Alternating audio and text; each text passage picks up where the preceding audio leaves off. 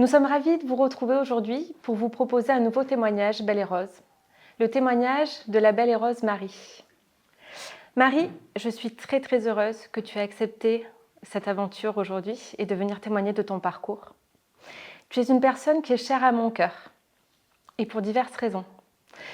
D'abord pour ce que tu es, pour la force que tu as et pour ce que tu représentes dans mon propre parcours et dans la création de l'association Belle et Rose. Alors je m'explique. En 2016, une amie que nous avons en commun, et elle se reconnaîtra, me demande si je peux te rencontrer, toi, sa meilleure amie d'enfance, qui entame un parcours pour un cancer du sein. Elle me dit, comme je suis en plein parcours et que je vis ce parcours d'une certaine façon, il serait bien que je te rencontre pour t'apporter mes conseils, ma vision et mon recul. Je me souviens très bien de notre première rencontre. C'était chez toi. Tu étais pleine de vie, très entourée, mais aussi pleine d'inquiétudes et de questions. Marie, lors de cette rencontre, tu as éveillé en moi une idée, quelque chose, ce besoin de partager. Tu es la première personne avec qui j'ai partagé mon parcours, avec qui j'ai partagé des mots que nous seuls nous pouvons comprendre, des émotions que nous seuls nous pouvons comprendre. Tu as donc été une vraie source d'inspiration et peut-être aussi à la naissance de Belle et Rose. Quelques années après, tu as accepté de me suivre dans une aventure photo. Tu t'es prêtée à l'exercice de poser devant une photographe avec des fleurs. Fleurs qui représentaient la joie et la force que tu as. Le message principal de cette campagne photo, c'était de dire oui, nous pouvons être malades, mais nous pouvons rester belles, nous pouvons rester féminines. Une sorte de thérapie pour vous qui avez accepté cette séance photo, mais aussi pour les personnes qui allaient vous voir en photo. On ne s'attend pas à voir une personne qui a traversé un parcours de cancer du sein de la façon dont vous l'avez représenté. Marie, voudrais-tu maintenant, toi, te présenter à nous et nous en dire un peu plus sur toi? Ah oui, bien sûr. Alors, d'abord, je suis ravie de te voir, Marlène. Tu représentes beaucoup pour moi, tu le sais. Et je te remercie. Et voilà, donc je m'appelle Marie, j'ai aujourd'hui 45 ans. Donc en 2016, j'ai décidé un petit peu d'affronter une petite grosseur que j'avais au sein. À ce moment-là, donc j'avais 2 enfants, un de 7 ans et une petite fille de 2 ans. Et, euh, et voilà ce que je peux vous dire déjà sur ma vie personnelle, ma vie professionnelle. Je vous en parlerai au fur et à mesure. Tout va très bien pour moi, c'est ce que j'ai envie de dire en premier. Comment tu t'es rendu compte en 2016 que quelque chose n'allait pas? Alors j'avais une petite... mon parcours est un parcours atypique et donc je voudrais aussi en parler parce que je pense que c'est un parcours que très peu de gens connaissent. En fait, j'avais une grosseur depuis déjà des années. Et en fait, je n'avais pas le courage de l'assumer parce que je savais au fond de moi que quelque chose n'allait pas. Donc j'étais un petit peu dans le déni. Quand je me suis décidée à le prendre en charge, eh bien, tout le monde me disait que c'était bénin, étant donné que ça faisait tellement d'années et que rien ne s'était passé. Donc déjà 7 ans à l'époque, c'était la naissance de mon fils. Et en fait, j'ai fait des examens qui disaient que ma tumeur, donc une tumeur mucineuse, ne présentait pas en fait de risque. Tout le monde pensait que c'était quelque chose de bénin, donc on a décidé d'intervenir sans faire d'examen, de biopsie. Et là, catastrophe, tout le monde a paniqué, tout a été fait à l'envers. Et voilà, mon parcours a été un petit peu atypique, voilà.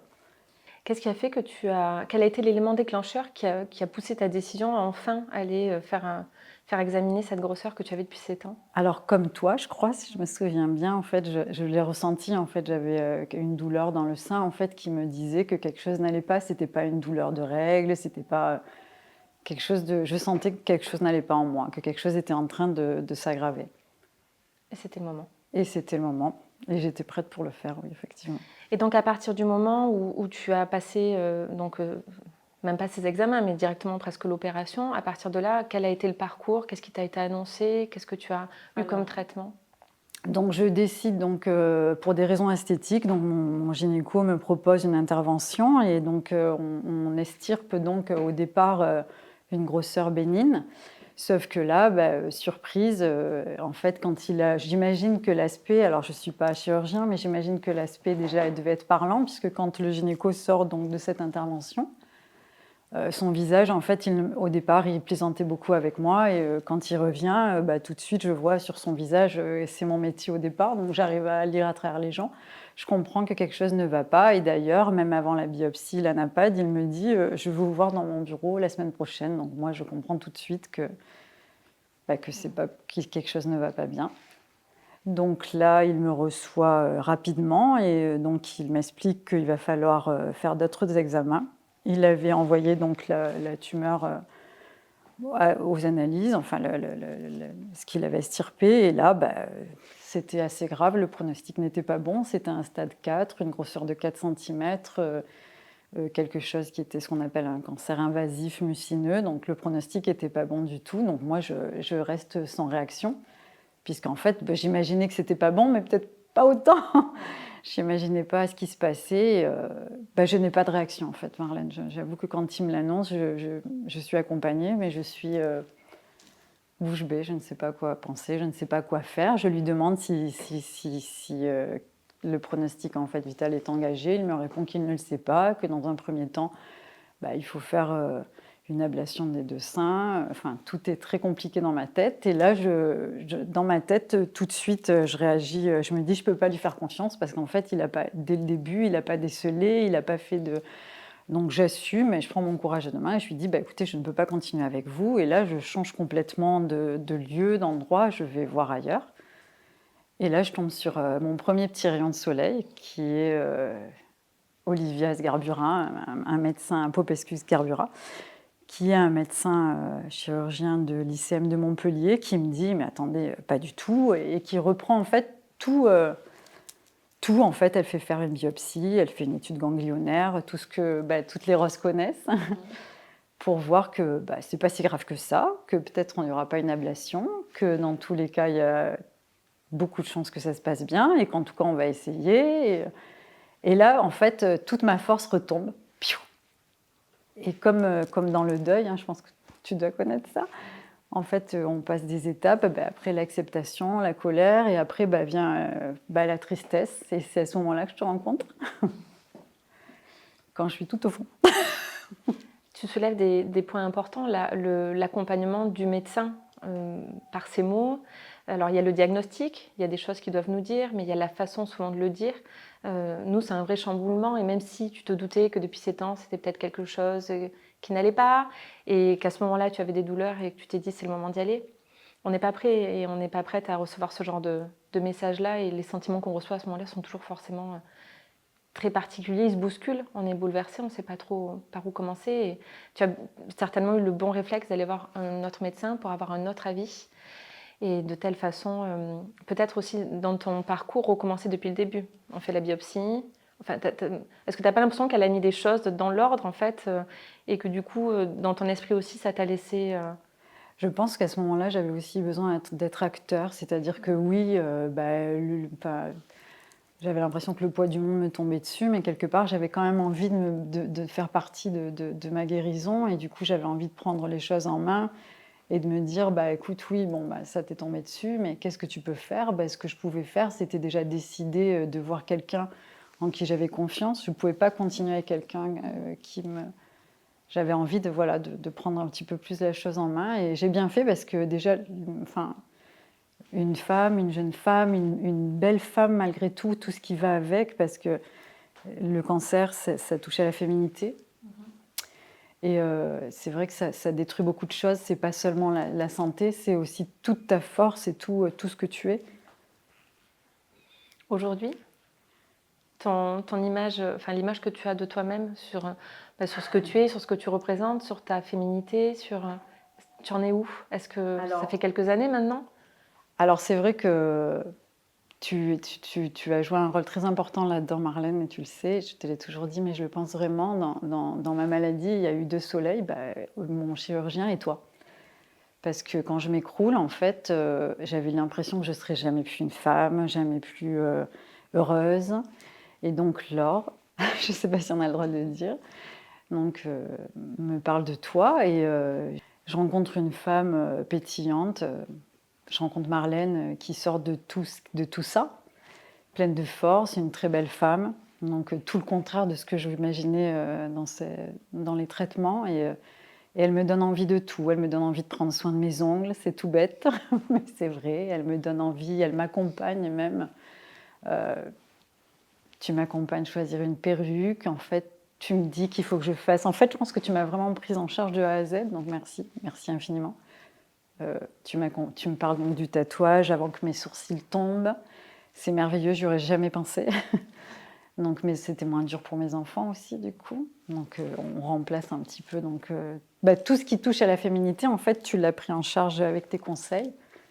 Et puis, j'ai vu une femme, je me disais, mais comment c'est possible? En fait, on aurait dit que rien ne se passait pour toi.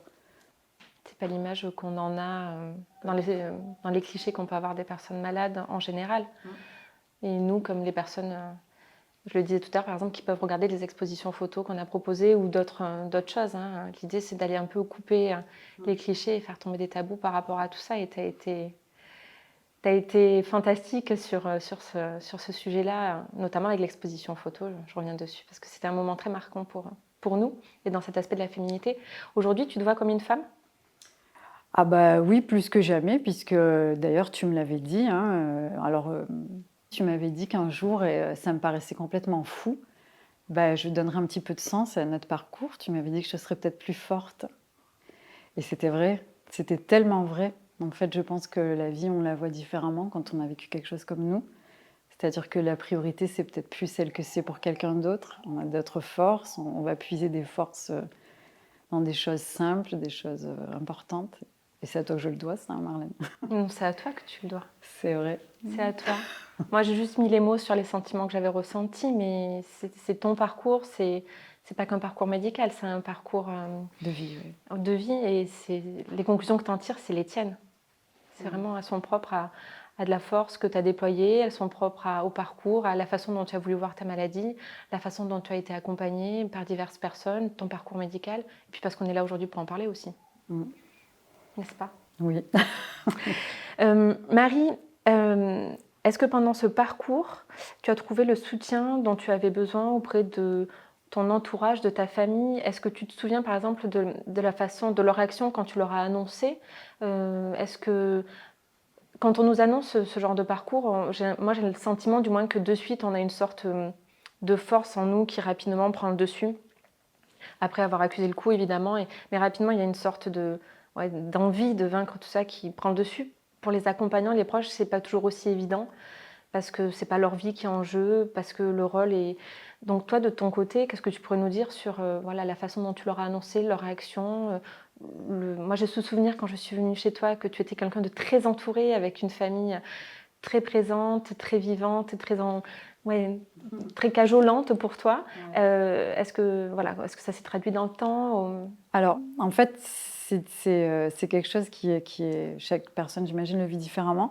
Donc moi, j'avais une famille qui était très présente pour m'aider dans les tâches avec mes enfants. Donc mes enfants tout petits, Lola 2 ans. Par contre, pas très fort psychologiquement, c'est-à-dire que souvent, quand c'est la fille, sœur, les gens sont un peu anéantis. C'est presque plus difficile que pour toi. Parce que toi, tu es dans l'action, tu te bats et du coup, tu sais que tu vas bien. Parce que malgré tout, tu vas bien. Hein, c'est la vie qui continue pour toi. Mais eux, ils s'écroulent aussi. Donc en fait, ils étaient là pour les tâches, mais j'avoue que pour me donner de la force, c'était plutôt mes amis qui, en fait, eux, ont continué à faire comme si de rien n'était. Puis des thérapies que j'ai pu... par exemple, la musicothérapie m'a beaucoup aidée. Le fait de faire ressortir des émotions sans y mettre des mots, plus que la psychothérapie, d'ailleurs. La musicothérapie... Tu l'as découvert où, la musicothérapie? Alors justement, donc à l'ICM, alors ça n'y est plus, mais je pense qu'on peut le faire. On peut faire la démarche personnelle au moment donc, sur mon parcours à l'ERI. Donc, donc dans chaque hôpital où... vous avez donc des gens qui s'occupent d'accompagner, de proposer des thérapies aux patientes. Et puis, ça doit venir de toi, mais si tu fais la démarche, on va te proposer plusieurs choses. Donc moi, j'ai essayé la psychothérapie, c'était pas trop mon truc. J'avais du mal à parler à ce moment-là. Peut-être que je ne voulais pas avouer certaines choses. Par contre, la musicothérapie, en fait, c'est plutôt c'est plutôt le thérapeute qui va dessiner d'enchaînement musique et qui vont faire sortir des choses sans que tu aies à discuter. Et ça, pour moi, c'était Ça merveilleux. te correspondait bien. Oui, Ouais, c'est ce qu'on appelle les soins supports oui. qu'on peut trouver auprès des hôpitaux, auprès d'autres associations ou autres. C'est très important de se retrouver là-dedans. En effet, il y a des moments où on a envie de parler, d'autres où on n'a pas envie. Mais arriver à trouver la solution qui va nous permettre d'extérioriser ce stress, cette colère, cette peur, enfin toutes les émotions et tous les sentiments par lesquels on peut passer. Marie, ton parcours, il a duré combien de temps? Alors mon parcours a duré alors encore une fois, c'était un parcours atypique. Donc j'ai commencé mes premiers examens en mai 2016, mais donc j'ai dû subir plusieurs interventions. Puisqu'on a découvert aussi sur l'autre sein d'autres petites choses. Donc il a fallu analyser un côté, l'autre côté, réopérer, puisque d'abord, alors j'aimerais dire à toutes les femmes qui m'écoutent que celles qui écouteront, c'est qu'elles soient courageuses, parce que c'est vrai que c'est pas toujours évident. Moi, j'ai subi 3 interventions au total.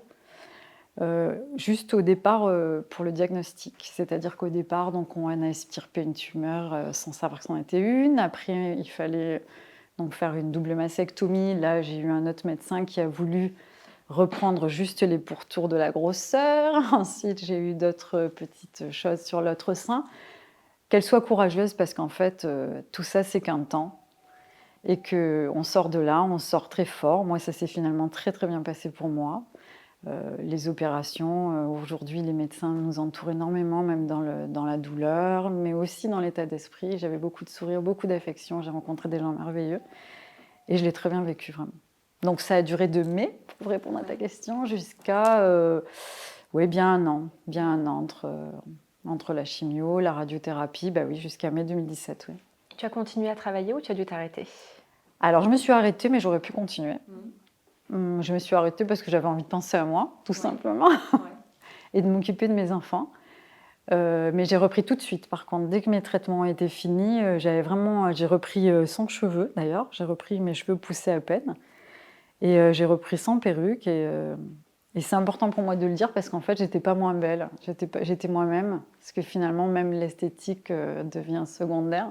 Au contraire, je pense que j'étais encore plus belle, parce que le fait d'assumer ce que j'avais vécu, j'avais pas de tabou, ni avec mes cicatrices, avec le porte-à-4, ni avec mes cheveux. J'assumais pleinement que j'allais bien. D'ailleurs, j'avais pas envie de faire de la peine du tout. Et voilà. Combien de temps après, on t'a retiré le porte-à-4? Alors rapidement, alors quand je vous dis qu'il faut être forte, c'est qu'il faut vraiment l'être. Alors moi, je suis un peu, je sais pas comment dire, mais j'apporte pas trop d'importance à tout ça. Mais en fait, quand on me l'a placé, le porte-à-4, on me l'a placé sur ma deuxième intervention. Du coup, j'ai été allongée. Et je le dis parce que si ça arrive à quelqu'un d'autre, et en fait, on m'a pincé un petit peu, mon épaule était vers le haut, et du coup, en fait, j'avais une courbature. Il fallait l'enlever parce qu'il était mal placé, donc tout de suite après, en juin 2017. Je ne pouvais pas le garder, en fait. Et dès qu'on te l'a enlevé, ça s'est rétabli? Oui, alors j'ai fait un petit peu de kiné, un petit peu d'ostéo, oui. Ouais. J'ai souvenir que tu avais rencontré et accompagné une jeune femme, dont je n'ai plus le prénom Élodie. en mémoire, Élodie. Et j'ai souvenir que à l'époque où tu m'en as parlé, j'ai eu ce sentiment que c'était important pour toi de l'accompagner, à ton tour transmettre peut-être ton expérience, ce par quoi tu étais passée, peut-être ne pas te sentir seule non plus. Qu'est-ce qui t'a poussée à rencontrer cette jeune femme, du moins aller jusqu'à cet accompagnement? Je crois que d'ailleurs encore aujourd'hui, tu as de ses nouvelles et vous voyez de temps en temps. Alors plus qu'un accompagnement, parce qu'au départ, c'est elle qui a fait la démarche de venir vers moi, parce que moi, j'avais un petit peu peur, en fait, de la perdre en chemin. Mais elle, pas du tout. En fait, on a commencé donc, notre thérapie en même temps, sauf qu'elle, elle a 10 ans de moins que moi. Et oui, pour moi, c'est quelqu'un de très important dans la maladie, dans la mesure où c'est presque fraternel aujourd'hui. Et j'ai pas besoin de la voir comme pour toi, vous représentez quelque chose d'important pour moi. Enfin, c'est que du positif. Élodie, donc, et moi, on avait donc nos chimiothérapies en même temps. Ce qui fait qu'en fait, on avait les mêmes effets secondaires, les mêmes peurs. Et voilà, donc ça nous aidait. Et moi, je n'allais pas bien, je lui demandais, est-ce que toi, tu ressens ça? Bah oui, donc tout se normalisait. En fait, on a avancé toutes les deux là-dedans. Même notre radiothérapie, on l'a faite ensemble. Donc oui, elle est très importante pour moi, oui. C'est important, tu crois, pour toi justement de partager ces émotions-là à ce moment-là? Ça t'a vraiment apporté quelque chose? Oui, moi, je pense que ce qui m'a le plus apporté, c'est de voir toi, après ta thérapie, et le plus rassurée. Élodie avec les mêmes symptômes que moi, des enfants petits, les mêmes inquiétudes, oui, oui, oui, c'est primordial pour moi l'accompagnement de gens malades ou d'anciens malades, oui. Je suis ravie de t'entendre dire ça parce que je pense vraiment qu'il faut dire aux personnes qui vont nous écouter de ne pas s'isoler, de ne pas rester seul.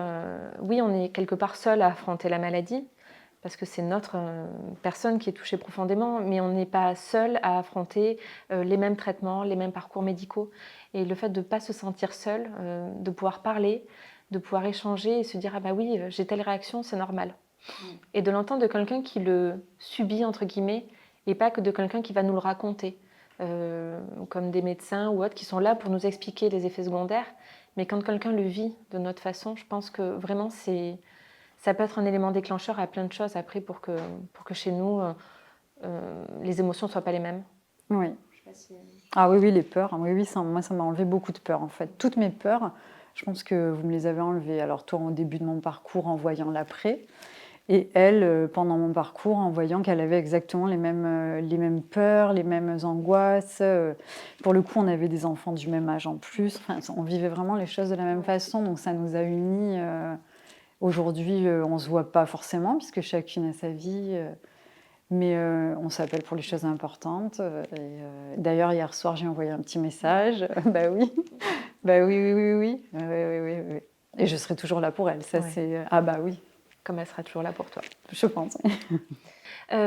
Comment tu as vécu ton après? Tu sais, le moment où on t'a dit, bien voilà, maintenant les opérations sont derrière toi, les traitements sont derrière toi, on se revoit dans tant de mois ou pour tel examen. Cette période-là, donc tu le dis, tu as repris rapidement le travail, mais est-ce que tu as eu des émotions différentes qui se sont présentées à toi ou au contraire, tu avais l'impression que tout ça était derrière toi et tu partais sereine vers la suite?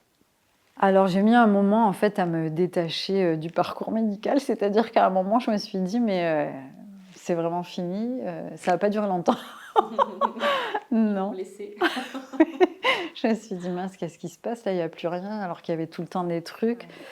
Euh, non, je pense que je l'ai rapidement mis derrière moi, oui. Le temps fait les choses correctement. Au début, bah, un petit peu plus d'angoisse. Est-ce que ça va revenir, cette fameuse peur de la récidive, tout ça. En plus, au départ, donc, mon cancer était hormonal, j'avais un traitement et j'ai dû l'arrêter. Donc là, oh, mon Dieu, mais qu'est-ce qui va se passer? De l'hormonothérapie, tu avais? Oui, j'avais de l'hormonothérapie, sauf que je la vivais assez mal et du coup, j'ai dû arrêter mon traitement. Là, tu as un suivi tous les ans, tous les 6 mois, tous les 2 ans? Alors, j'avais un suivi tous les 6 mois et là, depuis 1 an, c'est 1 fois par an. D'accord. Voilà. Aujourd'hui, qu'est-ce que ça t'évoque, le mot cancer? Alors, paradoxalement, je pense que, comme j'ai dit au début, tu me l'avais dit, mais c'est vrai, en fait, beaucoup d'émotions, beaucoup de belles personnes.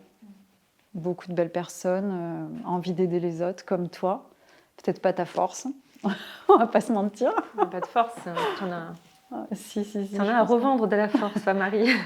Je sais pas, en tout cas, oui, plutôt plus des bons souvenirs que des mauvais, paradoxalement. C'est ça qui est complètement fou. Ça a changé ce que tu es? Tu penses que ça a changé? Oui, bien sûr. Bien sûr. Oui, oui, oui, bien sûr. Moi, je ne suis pas la femme que j'étais, donc je me satisfais de beaucoup et de pas beaucoup à la fois. C'est-à-dire que j'avance et j'avance sereinement. J'ai fait beaucoup de choix importants dans ma vie après cette maladie. Donc, j'ai été accompagnée d'abord par le père de mes enfants, qui m'a beaucoup aidée, mais je me suis aussi rendu compte qu'on avait plus une relation fraternelle qu'amoureuse. Donc, j'ai réussi ma séparation, puisqu'aujourd'hui, tout se passe très bien avec lui et avec nos enfants. J'ai refait ma vie avec quelqu'un avec qui je suis très heureuse aussi. Donc, je pense un petit peu plus à moi. Oui. en tant que femme, donc je suis plus femme, c'est ça que je voulais dire, puisqu'avant j'étais que maman. Au niveau professionnel, c'est vrai que j'ai réussi à évoluer, je suis devenue formatrice en vente. Je suis quelqu'un qui avance bien professionnellement aussi. Là, j'ai des possibilités d'évolution aussi prochainement. Je me réalise aussi professionnellement, voilà. Ouais, tu te réalises en fait, c'est ça. Le terme est... Oui, je me réalise, oui. Ouais. Tu acceptes de te réaliser, de t'offrir cette chance Oui. d'avancer en étant celle que tu as envie d'être. Oui. Et tu penses que ça a changé quelque chose pour ton entourage? Alors, Qu'est-ce qu'eux, ils en tirent d'après toi, hein? C'est toujours... alors c'est compliqué parce que le constat à ce niveau-là, donc forcément la maladie, on pourrait faire toute une analyse. Moi, j'adore analyser les choses, donc je pourrais en parler longuement, mais j'ai l'impression qu'en fait, dans la maladie, dans le négatif, en fait, beaucoup de gens te soutiennent, t'épaulent, l'être humain, il a envie d'aider les gens qui vont pas bien. Par contre, quand la situation s'avère et que tu vas bien, toi, tu ressens un vide parce qu'en fait, les gens continuent leur vie et tu sais plus si c'est parce que du coup, tu les intéresses pas. Oui, ou si c'est qu'ils ont fini leur mission. Ils ont fini leur mission, je sais pas, là je suis un peu, je me pose des questions, je me dis... un peu dans cette entre-deux. Oh oui. Peut-être que... Oui, je sais pas. Ouais, peut-être que pour eux, c'est pas non plus évident d'avoir les bons mots aujourd'hui. Comment te parler de ça? Est-ce qu'ils ont encore besoin de t'en parler? Est-ce que... Ouais, puis chacun reprend un peu sa vie aussi. Et c'est un peu le manque, comme tu le disais. Hein. Il y a le côté médical, on n'a plus de rendez-vous, mais aussi le côté notre entourage, on va mieux, donc pour eux... Tu l'as ressenti aussi? Oui. Oui, l'après, moi, c'est une période sur laquelle j'ai eu beaucoup de questions, voire même c'est là que ça a été le plus compliqué. Parce que la période finalement où on t'annonce, surtout quand on est jeune, hein, où on t'annonce le début des traitements, ça va vite. T'as pas le temps de réfléchir. C'est ok, allez, bon, une claque, deux claques, je fonce, j'y vais, j'avance. Et puis oui, ok, mais on fait ça, d'accord, on fait ça, on fait ça, on fait ça. Et après, ça s'arrête au bout d'1 an et demi et on te dit, bon, on se revoit dans 6 mois. Ok. Comment je fais? Comment je me réinvente avec cette nouvelle personne? Et puis finalement, d'aller à l'hôpital, ça me rassurait. Et puis du coup, à tes proches, tu leur dis, voilà, ça y est, c'est fini, ok. Du coup, on est là, mais... Ouais. Alors, je parle pas de l'environnement proche, hein, je parle de, voilà, comme tu le disais, des amis. Et à juste titre, on peut pas leur reprocher, c'est difficile. Mais il y a ce sentiment un peu d'abandon quelque part, même si le mot est un peu fort. Et puis de crainte, comment on apprend à vivre avec notre nouveau corps, ce qu'on est, voilà, notre nouveau nous. Et puis toutes les craintes qu'on peut avoir, parce que quand on touche à la fin de près, on sait ce que c'est. Et voilà, donc il faut apprendre tout ça. Et c'est pour ça que je voulais te demander, avoir ton avis à toi, voir comment ça s'était passé. Par contre, à contrario, je sais que dans mon entourage, il y a plein de personnes qui en ont tiré plein de choses positives pour leur vie. Alors après, c'est toujours pareil. Hein. Le positif, on y pense sur le moment, et après, avec le temps qui passe, des fois, on oublie un peu. Mais je pense que nos parcours, ils aident aussi d'autres personnes. Alors, les personnes, je ne sais pas, mais en tout cas, mes enfants, et ça, je le dis à toutes les mamans, parce que c'est le point le plus douloureux, hein, la peur de manquer à ses enfants. Mes enfants, aujourd'hui, particulièrement mon fils, donc qui avait 7 ans, est vraiment différent aux autres enfants, mais positivement parlant. C'est-à-dire qu'Alexis, c'est un jeune homme qui est déjà hyper intéressant, donc il réussit à l'école. C'est un enfant sportif, assez doux, assez gentil, mais en tout cas, il a une vision de l'être humain qui est vraiment, vraiment, vraiment très jolie. Vraiment. Il t'en parle des fois de ton parcours parce que ta fille était plus petite? Il ne me parle pas de mon parcours. Par contre, il est attentif à tous mes états. C'est-à-dire que s'il me voit un petit peu comme ça, tu vas bien maman, tout va bien. Il a besoin de savoir que je vais bien. Il a besoin de me raconter beaucoup de choses. Il a, en fait, je pense, conscience de ce qu'est une maman. C'est-à-dire qu'il va me parler de tout. Je vois d'autres adolescents qui n'ont pas... Mon fils n'a pas de tabou avec moi. Il va me parler de tout ce qu'aucune autre personne assumerait. En fait, il assume des choses que moi, à son âge, je n'assumais pas. C'est-à-dire plaire, ne pas plaire, déranger, ne pas déranger. Il assume des choses. Tu te souviens leur en avoir parlé, leur avoir annoncé? C'était pas resté tabou, c'était pas resté secret? Alors, il y a des livres. Alors ça, c'est pareil. Donc moi, j'ai eu la chance, effectivement, d'être entourée. Et j'ai une cousine qui travaille pour une association pour de gens aussi malades de cancer. Et en fait, il y a un livre, donc moi je suis d'origine espagnole, qui s'appelle C'est une petite guerre, voilà. C'est une petite guerre, d'ailleurs toi aussi tu m'as conseillé aussi un ouvrage. Et en fait, il parle d'une petite guerre que va mener sa maman. C'est un livre qui est pour les enfants de l'âge d'Alexis à l'époque. Et en fait, il explique la maladie comme un petit parcours, en fait, où maman va un petit peu... D'ailleurs, c'est pas simple pour moi, et je vais dire pourquoi. Et donc, il explique que maman va rentrer un petit peu dans une petite guéguerre avec une petite bestiole, là, et que, ben voilà, maman, elle va tout faire pour, et voilà, et je finis mon livre, je m'en souviendrai toute ma vie. Je ferme mon livre, et là, Alexis, il me dit, maman, il me dit, et qu'est-ce qui se passe si c'est pas toi qui gagne la guerre? Et là... Là, j'ai dit, mon Dieu, c'est horrible. Je m'en souviendrai toute ma vie, oui.